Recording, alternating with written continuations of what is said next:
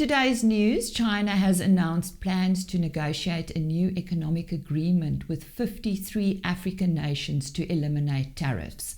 This initiative is designed to extend duty and quota-free access beyond least developed countries or LDCs, covering middle-income nations. China already provides such access to numerous LDCs, including several African countries. The policy aims to enable a wider range of African economies, including those with developed manufacturing infrastructures, to engage in the Chinese market. Na 'n merkwaardige styging in die eerste kwartaal van 2025 het die Agbiz IDC Landbou Besigheidsvertrouensindeks of LVI in die tweede kwartaal van 2025 met 5 punte gedaal tot 65. Die meeste respondente het die onsekere internasionale handelsomgewing, voortslepende geopolitiese spanning en plaaslike veesiektes as van die sleutelfaktore uitgewys wat die sektor beperk. Ten spyte van die geringe daling dui die huidige vlak van die indeks daarop dat Suid-Afrikaanse landboubesighede steeds optimisties bly oor die sakeomstandighede in die land. Goeie somerreëns en verbeteringe by hawens is van die positiewe aspekte wat genoem is. Bredasdorp Park is onlangs vereer met 'n gesogte Wes-Kaapse ekonomiese innovasie toekenning vir hul baanbrekerswerk om die jaarlikse Nampo Kaap Landbou Expo aan te bied. Hierdie toekennings bekroon uitnemendheid in ekonomiese innovasie en gee erkenning aan individue en organisasies wat betekenisvolle ekonomiese groei in die Wes-Kaap bevorder.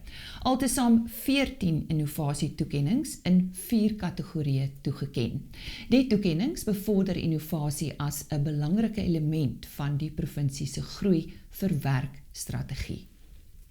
2 lionesses who once knew only confinement in a circus near Paris have taken their first steps into the freedom at Lions Rock Big Cat Sanctuary in South Africa.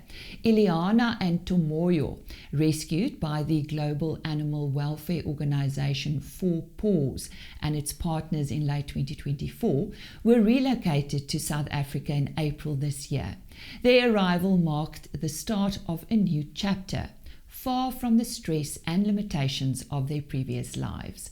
The lionesses spent their first month at Lions Rock in a smaller adaptation enclosure, where they were introduced to new diets, daily care routines, and the sanctuary staff.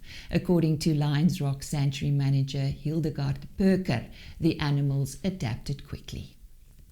Die rooivleisprodusenteorganisasie in Noordwes waarsku produsente om dringend hul biosekuriteitsmaatreëls op plase op te skerp. Dit volg nadat 2 nuwe back-enclosure uitbrekings in die provinsie aangemeld is.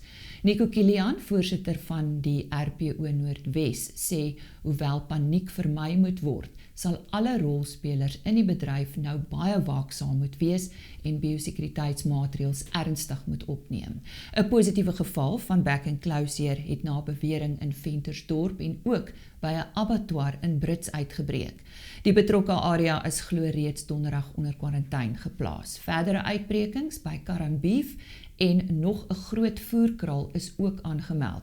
Beeste en kalwers wat van buite aangekoop word, moet vir minstens 28 dae in afsondering gehou word. Veilingshuise word ook aangeraai om hulle prosedures op te skerp en wetlike vereistes na te kom. Die jongste beweerde uitbrekings volg nadat Noordwes vir 'n geruime tyd back-enclosure vry was. Dit is dan vandag se nuus.